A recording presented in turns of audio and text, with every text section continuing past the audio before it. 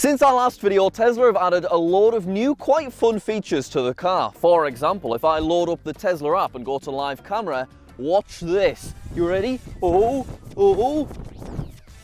Hello guys!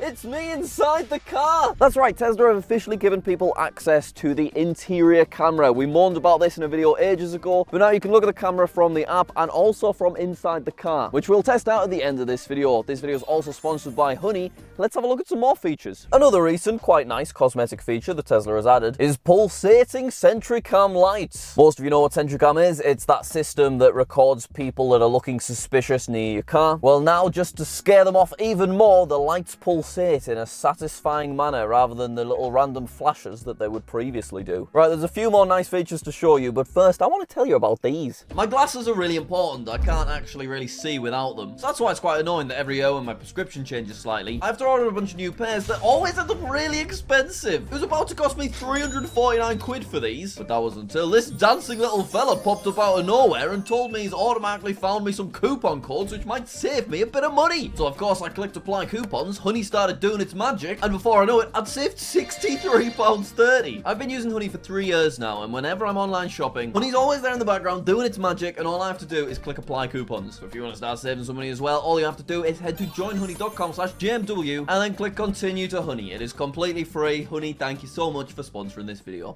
Alright, welcome back. One more quite fun but also totally pointless feature. You can now set Rainbow Road mode to automatically turn on anytime you engage Autopilot. So the second Autopilot is turned on, Rainbow Road appears on the screen. That's lovely, isn't it? Now I'm going to tell you about a positive user interface change followed by an incredibly annoying negative one. Now you might remember in a video that we made ages ago, I was moaning about how Tesla had removed the estimated battery on arrival, and the only way that you could see it was by scrolling down through all of your driving instructions and getting to the bottom, which is a ridiculous thing to be expected to do when driving, and it's quite essential in an electric car to know what your estimated battery is going to be when you arrive. But now do not panic. They have finally added it back, so you can see that if we were to travel to Buckingham Palace right now, we would get there with 5% remaining. Previously, that was not there, unless I went looking for it. So that's great, but it did take like 6 months for them to add that back, and it's quite a simple thing and also pretty essential. Okay, now a negative update. For some reason, they've moved the music from here, on this big area, over to here. And obviously the reason they've done that is so that the driver doesn't have to reach as far in order to change the song. However, the driver's never had to reach far because he's got buttons that change and pause and play the song right there on the steering wheel. So all this update has achieved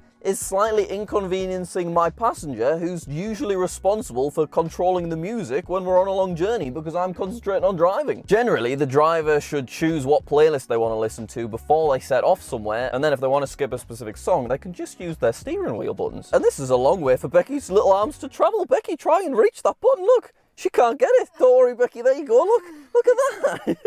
The music system in general is a bit weird. I can expand this up and I can change playlists, which is good. Although what happens quite a bit is then I slide it away and it disappears completely, and then this little tiny button is quite fiddly to get to. And then separate to that little tiny music button, there's also a Spotify music button over here, which brings things back to this side. So I don't really get why they're two separate entities now, because surely the Spotify app and the music app should just be one app, and I should just be able to go into my settings and change from Spotify to Bluetooth or whatever. So a song can then be selected from the left, but then in order to pause that song, you have to head over back to the right. And then when you want to slide Spotify away, it disappears completely. Whereas previously, some Spotify controls used to stay down here, but now they just always slide off. It's just a little bit messy and hard to use. Okay, after that little rant, let's end off on quite a fun and interesting feature. I showed you earlier how you can view the interior car camera from the app, but guess what? You can also view the interior car camera from the interior. All you do is go to the service area of the car and you click camera preview, and it says this live stream is not saved or transmitted, but then I pop up.